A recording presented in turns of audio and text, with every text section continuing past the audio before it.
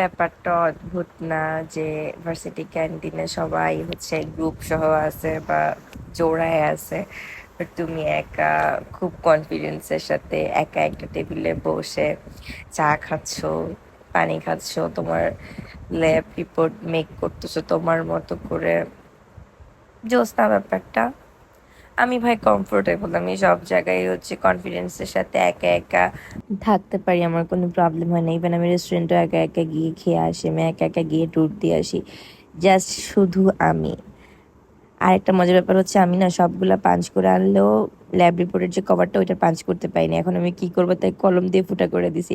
আর নিজের এই ক্রিয়েটিভিটি দেখে নিজেই খুশি হয়ে গেছি। একাকিত্ব সুন্দর, ভয়ঙ্কর রকমের সুন্দর। যাই হোক, মা আজকে ইলিশ মাছ রান্না করেছিল, বাঁধাকপি সেদ্ধ করেছিল, গরুর মাংস রান্না করেছিল। আর মা হচ্ছে ছাদে না সিম লাগিয়েছে, সো সিম দিয়ে আলু দিয়ে বড় চিংড়ি রান্না করেছিল।